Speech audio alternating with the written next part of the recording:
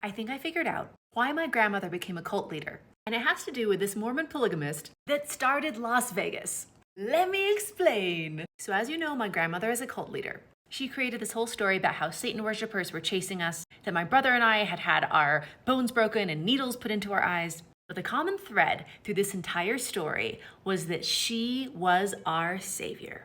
When I would go to church in the Mormon church as a child, and people that were going without food and water because my grandmother told them to would see my brother and I, they would burst out into tears because they had gotten all the details about how my brother and I had been tortured by satanic ritualistic abuse.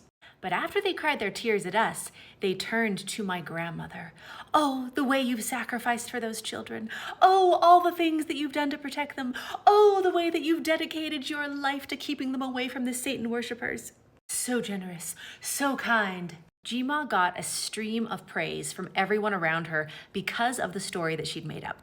Now let's talk about Dudley Levitt. Did you know that Las Vegas, Nevada, Mesquite, Nevada, St. George, Utah, these all started out as Mormon settlements?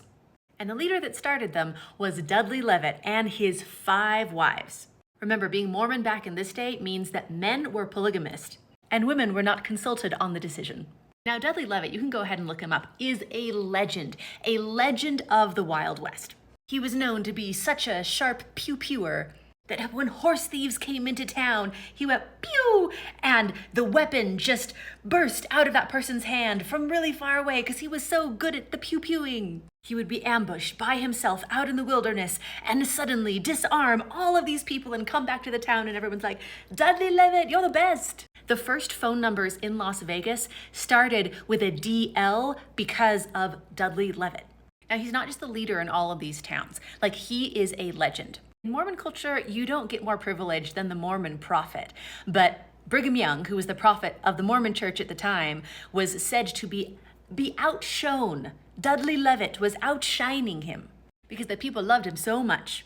These super exaggerated tall tales about what a legend he was, like to the point of how much he loved watermelon, and then he grew the biggest watermelon in the whole town, but then his evil neighbor was like, my watermelon's bigger than your watermelon. Come to town and weigh your watermelon. And so they went to town and they weighed their watermelons, and Dudley was like, my watermelon is the biggest. And then they cut up the watermelon and they measured it, and his was 1 pound bigger. And everyone's like, woo, Dudley Levitt, you're the best. You have the biggest watermelon in the land. And then he cut up the watermelon and he shared it with all the townsfolks. So these made up exaggerated tales that made him a legend were made up by someone, him or someone else, but essentially they painted him with all of these sort of attributes of like, he's amazing and he's brave and he does all of these wonderful things and he's so wise and he knows how to lead us. All of the stories were painting a picture. We're giving a narrative to the people in the town that ended up being Las Vegas, Nevada, of what an amazing person he is. Much like my grandmother made up stories to make her seem super grand and amazing and have the favor of the whole town around her. And when I told you about her, so many of you have asked why. Why? Why would she do that? Family culture is why. This is my Jima. This is the grave of Dudley Levitt in Mesquite, Nevada, celebrating that he started the town. And these are his 5 wives buried with him. His 5th wife is Martha Hughes. Martha has a daughter named Lydia. Lydia Levitt is who I was named after.